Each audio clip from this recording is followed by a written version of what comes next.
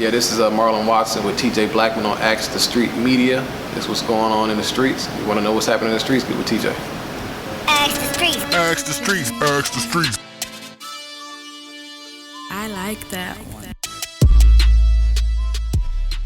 What's going on? Welcome to another episode of Ask the Streets Media. I'm in the building with the big brother Marlon Watson.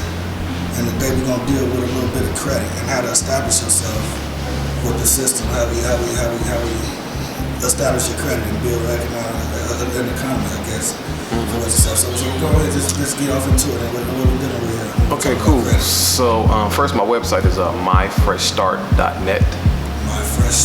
myfreshstart.net. You can go there, put your information in, email, name, phone number, and I'll reach out to you from there. But basically, one of the things I do is credit repair. And not only credit repair, I build credit as well. So if you don't have any credit, that's something I help with also. And what I tell a lot of people, especially a lot of young people, is if you have good credit, what most people don't know is just sitting on a gold mine. If you have good credit, you're sitting on a gold mine. I got a couple of young guys right now. I got about 5 or 6 young guys in their early 20s, and they didn't have any credit at all. And a few months later, I got all 5 of them, or all 6 of them in the 720, with a 720 credit score.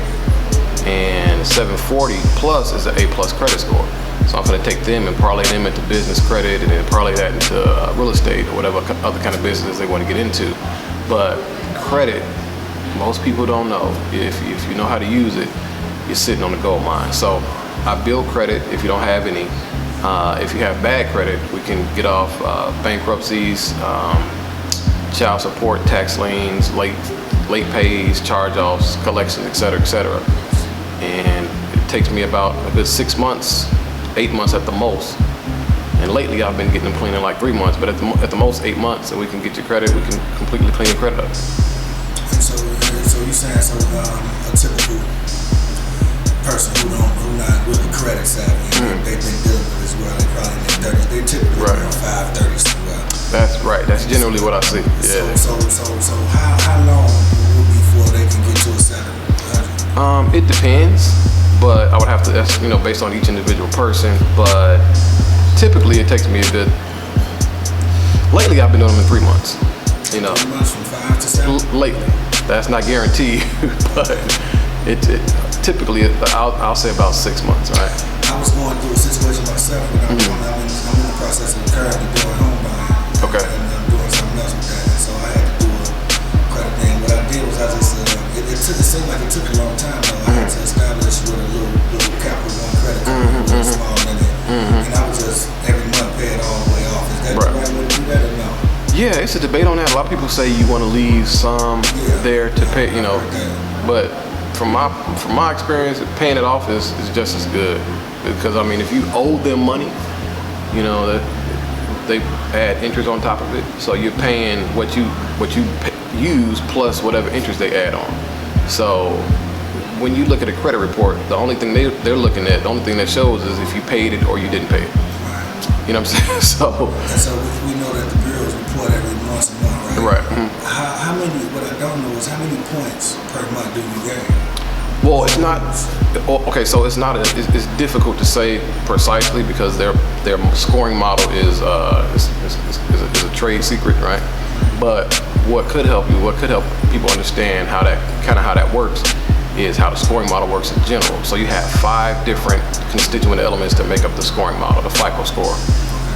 You have payment history, that's 35% of the score. You have credit mix, new credit, that's 10% of the score.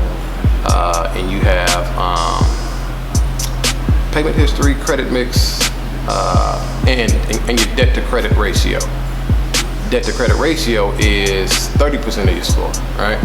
And what that means is however much debt you have versus how much you're using. The sweet spot is below 30%. So if you have $1,000 of credit and you're using over $300, that's gonna hit your score pretty hard because that's 30% of your score, right? So you never want to owe over 30% of what you have. If you can keep it below that, that's kind of the sweet spot. So I had a discussion, and I made it. I was saying that if you had good credit, maybe you shouldn't die with having good credit. You should probably utilize that. Now, maybe I wasn't explaining myself right. How do you feel about that when I just blanketly say that you shouldn't die with good credit? You should probably put it to use or something. Do you agree with that or not? That's an interesting concept. For me, I look at it like this. I was thinking about something like that the other day, actually, like with my parents, right? My dad, he has some assets, and he doesn't really use his credit that much, but he has decent credits, like in the 700s, right? And I'm thinking, like, if if we could maximize his credit, you follow me? I see you shaking your head. See, when I was in the discussion, this is how I'm thinking. Yeah. I got my old man around, and he's the same situation. Right. And so I was thinking about it a little bit personally. Like, man, Dad, you should probably establish something. Yeah. I mean, not that he didn't already. He already got properties and things of that nature. But I guess the pushback was that you don't want to die and then leave your loved ones in debt. Well, I'm thinking like I'm gonna say it like this. I'm not condoning not paying debt or being irresponsible. But what I will say is this: if your situation is set up right, meaning your properties are in trusts as opposed to just out in the world, but they're in trusts. You familiar with that term? Okay. So if your properties and your assets are in trust and they're set up properly. And a person passes, let's say person B has all their assets in a trust, right? All their rental properties, all their mortgages, automobiles, jewelry, insurance policies, whatever. They're all owned by that particular trust. But everything is financed. Well, everything is paid off. But they did all the payoff with credit cards. Okay? The credit cards belong to the individual. The properties that are paid off belong to the trust. Follow me? If person B passes, creditors can't come after what's in the trust if it's paid off. The credit cards belong to the person that passed. Right, so that's his name. So that's how it's a way. We on the same. It's a way of working through that. So I mean, like I was just blanketly saying, guy with good credit, but I guess how you put it, you do have to have it properly. If it's set up properly, correct. Insured or the trust and everything to make things work out. Right. Yeah. And I'm kind of trying to say it in code because I don't want to say. We ain't gonna do that. We ain't talking about illegal. Right. Nothing illegal. It's not illegal. It's just if you think about certain strategy, if everything you own is in a trust and the house is paid off, the real estate properties are paid off, everything is there's no notes, the cars are paid off, but everything was paid through credit card finances. Which means it's still a debt out there. It's still a debt on the credit cards that belong to the person that passed. But the properties that are in the trust don't belong to anybody. They belong to the trust. The person that was overseeing the trust is just a manager of the trust. And with the right credit, you can establish the right credit to pay off homes and stuff with the credit cards, right? You smart man. You a smart man. you follow me? Yeah, I'm following. So so it's ways So your concept of not dying with good credit, if it's set up right, why wouldn't you die with good credit? I mean, if you can set up the next generation, you see, that's what I look at. Establishing some type of legacy, and that's the way to do it. Then I think people should try to look into it. It's a concept, and I'm not saying don't pay the credit cards. I'm just saying if you know how to maximize that system, your stuff that's paid for is protected, regardless of what happens, whether you get to paying off the credit cards or not. Your assets are protected for the next generation. And the thing with the trust game as well is a lot of people end up leaving property to their loved ones and assets, and if they're still when they have to transfer that property, they got to go through probate court, But if it's set up in and the reason they got to do that is because it's transferring from one entity to another. Right, the entity that owned the assets is dead, so now they have to transfer it to a living entity, and that costs money because you got to get lawyers to do it. You got to go to court fees, lawyer fees, etc. But a trust is what they call a living person, and if the assets are in a trust, when the person passes, the trust being alive can leave. The person that owned the trust, that managed the trust, leaves instructions to the trust to leave to bring, right, it's kind of like a will. It's a lot better than a will, but it's kind of like a will. And it leaves instructions to the trust to bring on said person as the new trustee or as the new manager. And the basic concept is the trusts never die. So there's no need to go to probate court. You don't have to go to probate court. You don't have to pay lawyer fees. And the property doesn't transfer. It stays in the trust. The managers of the trust transfer. So the next generation can step in as managers without having to go to probate court, without having to pay lawyer fees. Because a lot of people end up losing property like that. They end up losing their assets because they have to go to these courts to facilitate the process, and it costs money. And then they end up having to refinance the property sometimes just to pay the money to facilitate the process, and end up not being able to pay the mortgages sometimes, and the property end up getting taken. You know, but if it's set up properly, you don't have to worry about that. Let's dip into some liquid cash, right? So let's say a person is a millionaire, Right. and you see a home, $400,000. Would it be wise for that person to just outright pay that house off in the $400,000 range? It depends. That's a pretty difficult question. It depends on a person's tax liabilities and that kind of stuff. You know, so that's something that they want to get with their. Kind of go into that. What do you mean on the tax liabilities? I mean, if they have it's really difficult to say if they have a tax burden and they have a mortgage. You know, depending on the situation, the mortgage interest can be tax deductible. You know, so it could help in that respect. If the mortgage is owned by a business, it just depends. You know, so that's difficult to say. But for me, I think cash is king. I like to keep my cash. You know what I'm saying? But you know, that's for me though. I've had a few discussions with people, and they say that no matter how much cash you got, it's good to keep the debt. You know what I mean? It's good to stay in some type of debt or whatever. So you don't just get rid of all your cash. So right. Yeah, I like my. Yeah, in some respects, yeah. Like I said, to me, cash is king. You know, I mean, there's nothing wrong with having properties paid off. That's definitely a blessing, particularly when you think about leaving it to the next generation. You know what I'm saying? But I like to have my cash on hand as opposed to having it in, you know, because the thing is this: you can have a property and an asset, but that's not like you spoke about liquidity. That's not liquid. That's not money. You know, you got to be able to access that. And if your situation is wrong, even though you have a house worth $1 million, if your situation isn't right, if your credit isn't right, employment, you got to be able to show income. You can't access that cash. And then you have to, and if you want to sell it, that could take time. You know, it just depends. But if you got cash on hand, like if you got liquid cash or you got money in stocks or insurance policies and stuff like that, that's liquid cash you can get within a day or 2 to 3 days. So for me, I like that concept a little better. Do you get into the stocks? Yeah, I trade the market. You do trade money, so and they say that's most good. Okay, you know, a lot of black folks got to want to be a celebrity type of pipe dream, but most millionaires got their money in the stocks. Yeah. That's how the world runs, man. Every dollar you touch or will touch either came from or is going to the stock market at some point. That's what all the money is, like literally. That's what all the money is, you know. And when you think about, like you said, a lot of black people want to be entertainers and all that kind of stuff, but that's such a small minority of wealth in America.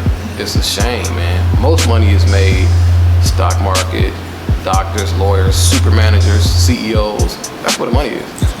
That's where the money is, and it's a lot easier to get into those fields as opposed to being a professional basketball player or a rap star or something. You know, and people look at people like Jay-Z and all those guys. That's a thing of the past, man. That's not. Yeah, forget that. That's not happening. No, ain't no more super hip hop moguls no more. That's over with. Because you got to think about it. The way they became moguls is not in and of themselves. Somebody paying them dudes, right? Record companies. And record companies ain't paying like that no more. That's a wrap. With the internet and iTunes and all, you know what I'm saying? With all this kind of stuff, record companies ain't paying like that no more. So we see those things, and we see athletes, and we see actors, and we see them every day. So we think those things are super attainable, and they're just not. That's a rarity, you know. It's hard to get to those things, so it makes more sense probability-wise to shoot for something that's more easier to attain, easier to access. I guess it's a lot of people that just really don't know about the stocks and how to read the language. The language that people look at and see it every day probably when they watch the news, but they can't understand what they're looking at. And I heard about penny stocks. Is that like a good thing to get into? Yeah, I trade penny stock. I trade penny stock and I trade commodities as well. But penny stock, if you can learn the stock market, period, there's so many different lanes you can get into. But if you can just learn it in general and pick a lane that works for you, it's gonna end up good for you. Do you hold classes with this about this? I don't. I will. And we're gonna set something up. So yeah, we're gonna be setting something up soon. Hopefully before the end of the year's out. But how much a class, something like that? How much would something like that? well, I'll say like this: I done spent over about $40,000-$50,000 learning myself over 10 years. So that's just because I'm always trying to learn new stuff. But I don't know. I'd probably do a class for a couple grand or something like that. But we'll like I said, we'll set that up. I may do like a subscription service. If people want to pay like $100 a month to learn, it depends. We'll set it up. Is there a way to set up like a 50c3 and then teach that class and like just any type of fund and then just collect a salary for yourself? Yeah, that. You can provide that for almost. Yeah, that's a possibility. Yeah, that's a possibility, and that's something I've been wanting to do for years. Actually, I want to do it I want to teach in the schools, the high schools. Okay. And the reason I want to teach it in the schools is because learning the stock market today, years ago you had to actually be on the floor, like the New York Stock Exchange or the Chicago Board of Trade, which is downtown. So you had to actually be there to be able to trade, or you had to hire somebody to trade for you, right? Those were the only ways that could happen back in the days. And you had to be, you couldn't be black either, right? Getting in as a black person was slim to none, right? That movie we saw, what's that movie?